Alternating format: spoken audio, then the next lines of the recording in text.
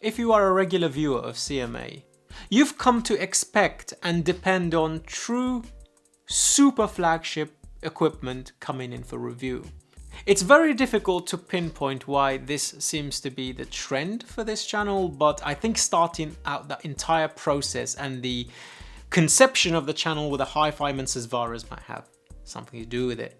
So, reviewing products that cost the same as a mortgage or a small car or even a down payment is a regular occurrence here. And I feel as though this is discourteous to a lot of viewers that just don't want to spend that kind of money, or they can't, or it's just impossible to. So it's time to pay attention to the category of the mid-fi territory. I reviewed the Litshore S12s, the Tin Hi-Fi T3 Pluses, and they blew me away for price to performance ratio. But as a rule, I've not really touched headphones in this area, except the Apple AirPod Maxes, which we put up against the hi-fi and SIVGAs. Be that as it may. A very special thank you to SIVGA for sending us the SV023 headphones. Let's have a look, shall we?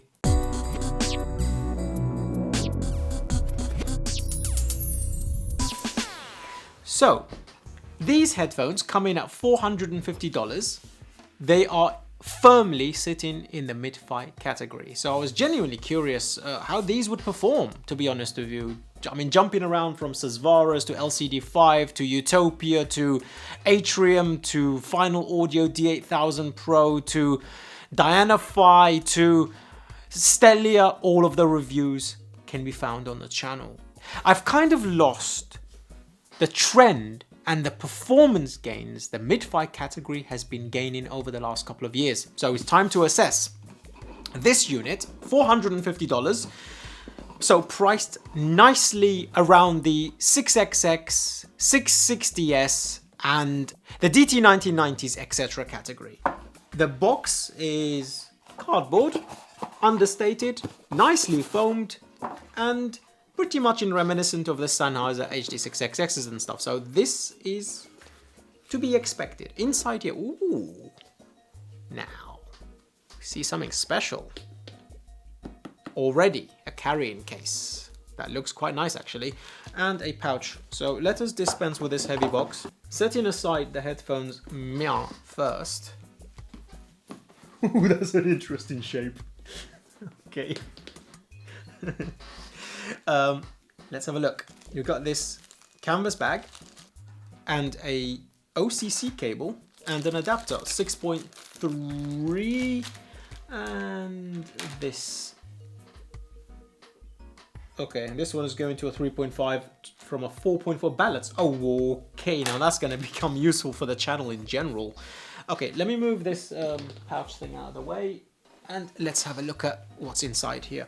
Actually, before we even do that, let me put this here and have a look at these accessories. So this is a 3.5 braided, that's a 4-core. That's pretty solid. That's not bad at all to a Pentacon 4.4. Now that I can see myself using on a regular basis because I use the Mojo 2 review down there a lot, so that's going to be very handy. And inside here is just a basic 6.3 jack, not bad, thank you. Put that there, thank you. This is a braided cable, again, with a very nice choker. That's really cool. It's like a little round cookie. I like that a lot. And the connections for this is a 2.5, okie dokie. Okay, not bad. Cable's very soft, it doesn't keep its shape, and it's a 4.4 Pentacon, so this is a balanced cable. Okay, let's actually spool this and see how it deals, and if it has any kinks and stuff. Hey, that's pretty spectacular. In fact, that's better than the Aria at $1,600. That cable, well done. Already I'm seeing things I like. $450 with a better cable than the Hi-Fi Man Aria. Hey, not a bad start. Let's have a look here. So, we've got this faux leather bag. Very interesting shape. I'm not going to tell you what it looks like. Put it in the comment section if you can recognize it. That's really cool. Nicely actually designed, this yanking strap for your rucksack and stuff, and it sits like this, so not bad. Okay, velvet interior, and these are the headphones. Hey, these are really light, like really light. Put that there, we don't need that for now. Blimey. That's under 400, absolutely. That is light. We have this goat skin leather headband. Oh, interesting. And inside, if we can see, they are wedged, just like the atrium is, and each one is like memory foam, because when you squeeze it in, it actually keeps its shape and then it slowly bounces out. That's really cool. Okay, spring steel frame, not bad. Beautiful wood cups. I love wood headphones. I love wooden headphones a lot. This is really nice. So they tilt forward and back pretty easily. That's pretty cool. And backward and forwards. That's cool. Okay. These grills are an alloy, I believe. Not too bad. They look interesting. They look like a pair of clips. I can't remember exactly which clips they are, but they look like a pair of clips. Hey, this is really nice. Sliding mechanism is a bit stiff, like very stiff, but it keeps its shape here. So if you change it, move it here like this, that's pretty cool. Let's try a comfort test, shall we? Okay, very little clamp force. Isolates sound quite well. And ultra comfortable. These are very, very, very comfortable headphones. Like insanely so. Previously, I just reviewed the Focal Utopias. Those are 490 grams. Compared to this doesn't weigh anything. Continuing the tour around the headphones, we have a 2.5 entry below, flush with a cup, so basically you can use aftermarket cables if you like, but the 2.5 socket is close to the ring of the leather pads, so be careful. I think you'll be alright, but because this lip sticks out a little bit, I'm not sure how aftermarket cables will do. Let's have a look, shall we? So, I mean, these are very, very narrow sockets, so that sticks. Oh, nice click. Look at that again. That sounds expensive. I like that. I dig that. That's fine. Nice. Okay, yeah, and it's exactly on the cusp of this edge. So, yeah, aftermarket cables, be careful if you've got one of these. The adapters have to be quite narrow. Going to the bottom of the cups, we have this velvet material that touches this part of your face, obviously, and then we have this soft leather. The feedback is quite bouncy. Yeah. It doesn't like stick in and just stay there. It bounces back to its regular shape pretty easily. And the design is wedged, obviously thinner at the front, bigger at the back, like here, like so. I wish they laid flat. Please, manufacturers, just create all headphones that lay flat. So structure-wise, it seems pretty solid, nice and springy. I mean, look, and it's very, very comfortable. I've been wearing these solidly like since they landed about 4 weeks ago, and it's very comfortable. You sort of like forget they're there, to be honest with you. Compared to the Bear Dynamics, I think these are far more comfortable because of that headband. This suspension strap is ultra comfortable and ultra light. In fact, I would probably take these even over Aria, because Aria's got this tendency to clamp at the temples and you have to stretch out the metal parts here and here. I had the same issue with my Sesvaras. But this, for my head shape, your mileage may vary. Clamp force seems to be fine. 2.5 connections. I wish these were 3.5. 2.5 connectors are a little bit tricky and annoying to get hold of for custom cables. Most of ours is like 3.5 or mini XLR at the moment, but not too much of a gripe. And also, I would have liked the adjustability to have some kind of wedge where you can just put your thumb on it and go up and down like that. I believe there was a pair of Sennheisers that did this, but on this, you literally have to do this like this. And I think they could have just put indentation for the thumb there for this to go up and down, and that would have been much, much, much better. Because right now it's flush against the bottom part, and that is a bit annoying to adjust on the fly. But once you adjust it, I suppose you have to adjust it back to put it back in the case. So yeah, a little indentation here would have been absolutely superb. So already, right off the bat, $450. Build is really nicely done. It's very light. No creaks anywhere. Absolutely. Listen. Just no creaks. Nice tolerances. Very springy. Very, very springy. And very comfortable. A very good start. Accessories are adequate. Headphone design is quite nice. Comfort is insane. Very good start. This case, definitely baggable. And it sits like that. That's not bad.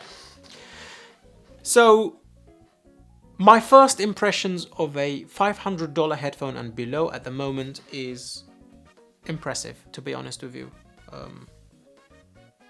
I like the look of these more than I do Aria V2. Genuinely. I really, really do. I think these look nicer than Aria V2. I'm sorry. No. These look much nicer. Aria's got bigger cups now. Those are comfortable. Aria's are... Once, for my head shape, I loosened the clamp here and here. They were very comfortable, so... But those are $1,600, so yeah. Premium materials. Spring steel. Wood. Leather. Velvet. And no creaks. A very nice start. I wonder if this will creak later. I will let you guys know. $450. Right now, I'm impressed.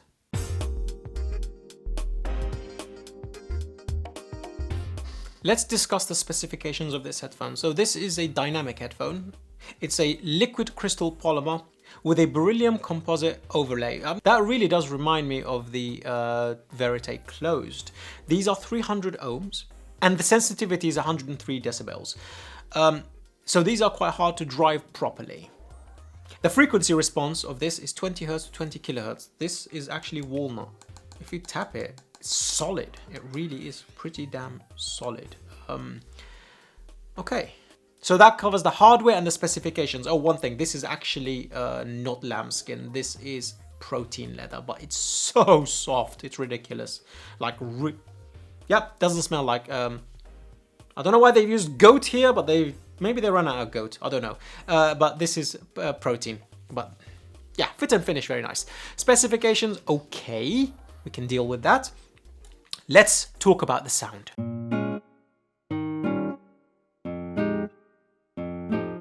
Okay, let's discuss the sound. So the overall sound characteristics of these headphones is neutral bright, but with a little variation here and there. It follows the curve quite well, but there is a peak at 6K and there is another peak around the 3K region. Using the Mojo 2, I actually did a little bit of DSP correction, but I will get onto that a bit later. I'm just going to discuss the overall sound characteristics of these headphones first, and then I will discuss EQ later on. There'll be chapters down below. So you get a clear, clean sound from these drivers. Honestly, the resolution kind of surprised me. They are not grainy. They are very clean. They are quite balanced in the sub-bass and mid-bass category, so they provide sub-bass and mid-bass punch when the drivers ask for it or the track asks for it. I didn't find any bleed from the upper bass region into the mid-range. Mid-range is very clear and very clean. It's a very well-performing headphone. It's very enjoyable across a variety of genres. I think it's better for real instruments than it is for EDM because you don't quite get that sub-bass rumble and that mid-bass slam and punch that you do get with something like, obviously, a Focal Clear OG.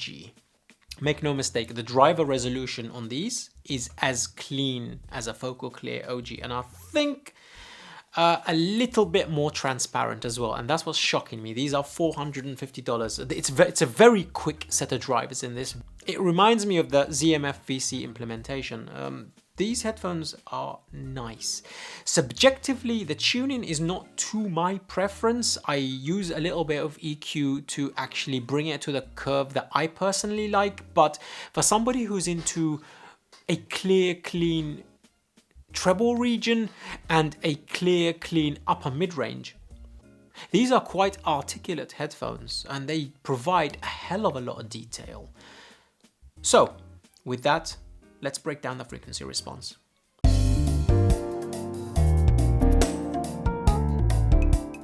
So, let's discuss the very first part of the frequency response that I like to start with, which is the sub-bass, using my Test track from Infected Mushroom Converting Vegetarians. This is track 1. It will be down below in the description so you can check it out yourself.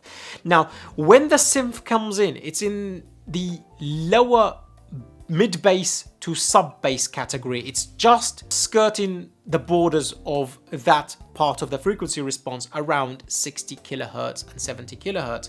You get good articulation, you get good texture, and actually it's quite clean and visible and apparent what instrument it is. So the resolution down there is really not bad, but you don't really actually get the eardrum tingle that you might prefer. That's why I thought a little sub-bass boost, about 2 dB on the Mojo, to really assist bringing this sub-bass up in line with the curve. But if you are more into just hearing what the instrument's doing and not really bothered about having it vibrate your eardrums, it's more than adequate. It's actually very well balanced and really nicely placed. Climbing up to the mid bass, now this is where a lot of headphones tuning can go awry, because by putting a shelf there, it can sometimes impeach on the upper bass region, and then that cascades into the lower mid-range where it becomes a mess. I am not a fan of a massive mid-bass spike if the driver can't handle it.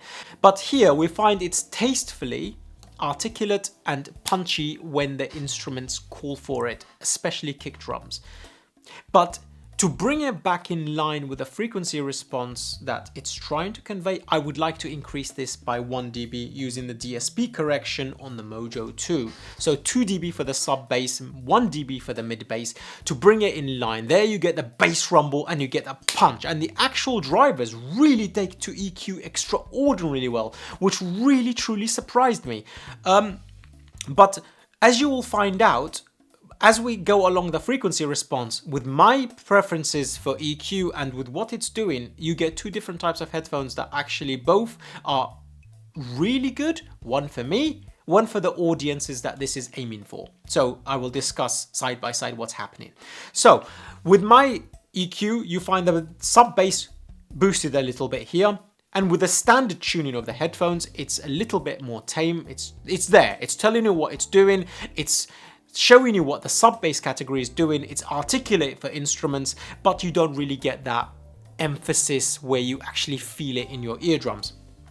Same climbing up to the mid-bass, where with my EQ, you get a little bit more punch, a little bit more attack, and it's not actually impeaching anywhere because I've only increased it by 1 dB here too.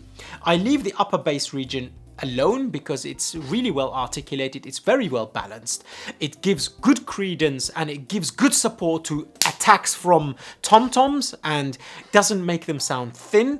And depending on what equipment you use, I will discuss a little bit later, this is a very nice balanced rise where it's no longer necessary to actually touch.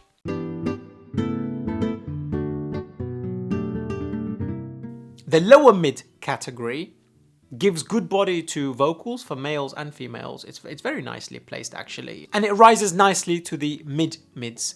But around 3 kilohertz, it's a little bit spiky. I think it needs 1 dB drop off. For my hearing specifically, I'm very sensitive to these kind of boosts occasionally. And unfortunately, for the genres of music that I like to listen to, for headphones such as these, walking around, things like that, it does emphasize around the 3K region a little bit where vocals can be a little bit breathy. But if we drop the 3K region by 1 dB, I think we find it's a little bit darker. It's a little bit more darker background like the Atrium is and like the LCD5 sort of tuning is. But if you want clear, clean, open and bright, you will leave it where it is. So the treble region, from the lower treble to the mid treble to the upper treble. If you drop that 6K peak by 1 dB, you get more of that darker sound signature and a bit more balanced. And if you drop 1 dB up in the air region, you get more of that kind of relaxed sound. But if you don't, for classical music, this is actually pretty freaking exceptional. That slight edge in the treble region really does give a nice edge of attack for violins and upper ends of cellos and things like that. Okay, let's talk about detail, dynamics, microdynamics, and timbre, etc., vocals, etc. This headphone is very, very detailed. Surprisingly so, actually. It's very well nuanced, and for the price point category it's coming at the moment, I think it might be exceeding the HD6XX or HD650 for some of you, the DT1990. I think it's surpassing those headphones now. It's very clean, it's very, very articulate, and it's very well detailed, and I have absolutely no problems there. In fact, when I throw this, when the mood strikes me, and I've had this on the Mojo too, but then I've gone to my desk to like the big equipment behind me, like the KN HA6A tubes, or the, what do you call, the 23R, etc., or the Chord TT2 back there, I find after a while I've gone, what headphone am I wearing? And for me to say that basically indicates that these are not underperforming. Are they on the levels of things like the Focal Clear MG and OG and Aria and stuff? In certain categories, yes. I think the resolution on this is as high as those. It's kind of ridiculous. The resolution is great, but a performance for slam and dynamics and microdynamics, obviously those take it, but they're like 3 times the price. But for somebody who's just getting into the hobby and are excited about their first quote-unquote hi-fi headphone, these are absolutely amazing, from build quality to tuning to resolution. Yes, 100%.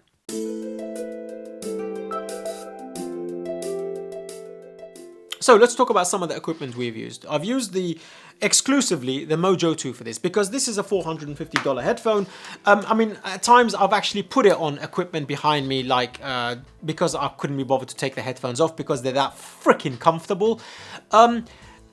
The majority of the time they've been on these two, the IFI Go Blue and the Chord Mojo 2, which drives them to their fullest capability. And with the added benefit of the DSP correction on the Mojo 2, it's been my main system for walking around the house. And they are very well performing. Because they're 300 ohm, they're more difficult to drive, I think, than other headphones. And if you don't drive them well, that treble region will be exacerbated. And this is what I was talking about in the frequency response around the 6 kilohertz, etc., and the air. I think because if you don't drive a 300 ohm headphone properly, you find those bits of the frequency response are overemphasized and a little bit more than you would like. But on equipment that is capable of driving a 300 ohm headphone, and not just that, it's a little bit warmer because these are bright headphones, it gives it that beautiful lusciousness and it gives it that smoother sound signature that you are looking for. So definitely on tubes, these are great. I really have been enjoying it. But my go-to has been the Mojo 2, honestly. With my own DSP correction, 2 dB in the sub bass, 1 dB in the mid bass boosted, and then 1 dB drop in the 3K region and 1 dB in the 20 kilohertz region dropped. It gives it that dark sound signature, but with treble extension and detail, and I've absolutely loved it for that. And it truly, truly outperforms the $450 price tag. It's a worthy contender to be under the $1,000 category, and genuinely, due to the build quality and comfort with the Mojo combo, win. The SIVGA SV023 is a win.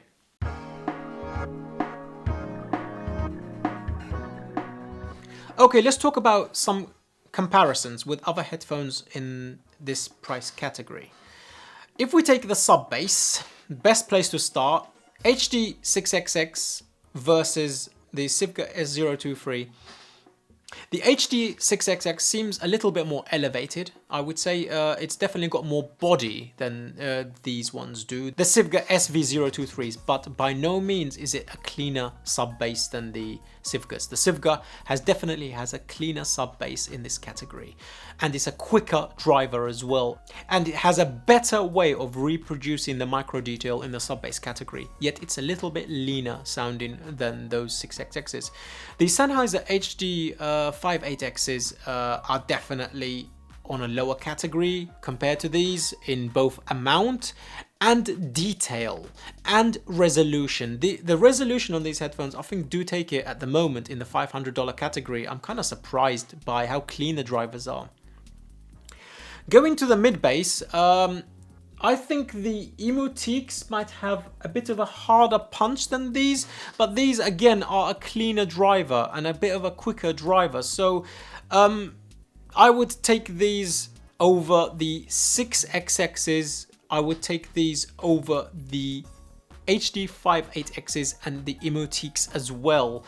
But I think the, what are you called? The Dan Clark Etherflow CXs actually have more nuance here and more punch here, but I believe those were $700 from drop. I could be wrong. Please put it in the comment section and let me know. I've not looked at those in ages, so I don't quite recall the price point. Mid-bass articulation, these are slightly better emphasized than the HD 6XXs because those impeach on the lower mid-range a little bit. These don't. Those sound a bit warmer and thicker. These sound a bit more leaner and cleaner. And over the Emotiques, I think these do take it because those are a little bit more recessed, so it creates this thin sound for treble region. This doesn't. This actually adds good body to the treble region. The mid-range on tubes, I would give to the HD650-6XXs 100%. It's a lot smoother, but it's much darker. But using my DBSP correction by dropping the 3K by 1 dB, I think this sort of matches them, but gives the resolution to this. The SIVGA SV023 has a much higher resolution driver, retrieving those micro details for instruments and the fingers running across fretboards in this category, etc. of the frequency response. In the treble region, here's where we have some problems. So the HD6XX-650s are very laid back. It's a very dark sounding headphone. These are bright. So I would put it like this. I would say the resolving category takes it. The tuning category, I might prefer the HD650s a little bit. It's a little bit more tamer. That's why I dropped the 20 kilohertz, which drops down to 6 kilohertz on the Mojo 2. I think when it does that sweep by 1 dB. I like a bit more of a darker sound signature, but the resolution and retrieval of detail. I think this is where this headphone actually wins against the 656XXs, against the 58Xs, and against the Emotiques. It's in detail retrieval in a convincing manner, not in a tuning manner, because the drivers are actually so much more cleaner. So for technicality, I definitely will have to give it to this. For tuning, it's up in the air, just depending on your taste preferences. I would lean towards the 650s a little bit more, I think, but the lack of resolvability compared to these would bug me, I think, a lot more. Vocals, these over the 650s. I find those sound like they're behind a veil at times. It's too dark. A lot of people say they absolutely love the retrieval detail of vocals on the HD650s. I never found it so. I think it's because it loses a lot in the treble region and you just get nice mid-mids, and the lower mids, because of the upper bass region and the hole that you get in the upper mid-range, no. I think I rather fix these a little bit with 1 dB EQ than take the 650s over these personally. I think these are a cleaner driver, and that clean detail transparency is more important to me personally. And obviously build quality, this takes it over those hands down. So yeah, compared to other headphones in this category that are longer in the tooth, they've been around for years, I think I would take this genuinely.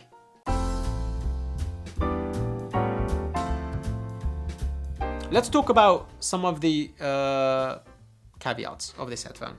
Comfort, I'm not going to say anything because it's pretty damn comfortable. It's very well designed. One thing I would say though, the pads do get a bit warmed up in a hot weather, so be careful of that. The breathability is okay, it's pretty good. It's better than some, to be honest with you. Like for example, the Empyrean, the Meze Empyrean velour pads don't breathe very well. These breathe better than those. There's a perforation at the back, but they still get a little bit warm. So that's a little bit in regards to the build quality. So your mileage may vary depending on what climate you're in. Ear shape and stuff, I think it fits a variety of ear shape sizes. Pretty damn big. It's pretty great. That's fine. The 2.5 connection is irksome, but not overly annoying. I mean, you already get a nice cable with it, so honestly, I don't think you need to replace the cable at all in these units. But the other caveat being, for me, is the little spike in the mids around 3 kilohertz and the spike around 6 kilohertz on portable gear that don't have a DSP correction. On desktop stuff, because the 300 ohm headphone, I think you're more fine because it smooths out a little bit more than it does on the portable equipment. But for portable stuff, be careful of that. These are 300 ohm.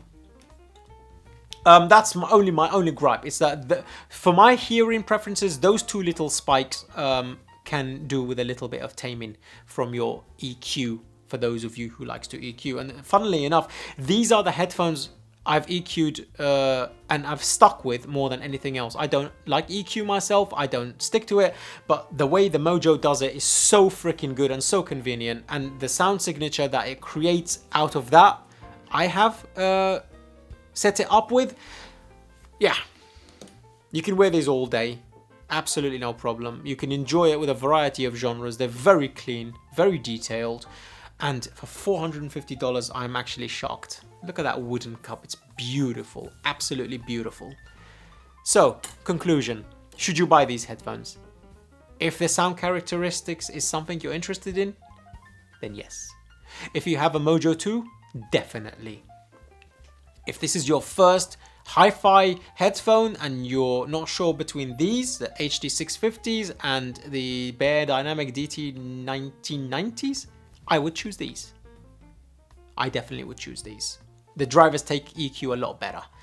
And they sound nice on tubes as well. And they look great and they're comfortable as hell. I think it will make a very nice new addition or a first addition to a hi-fi category. Well done, SIVGA. This has been actually eye-opening, and it's given me pause for thought and to look back and go, okay, it's time to actually look below 500 and below 1000 and get some review products in. So I'm genuinely pleased with these. So let's give the scores.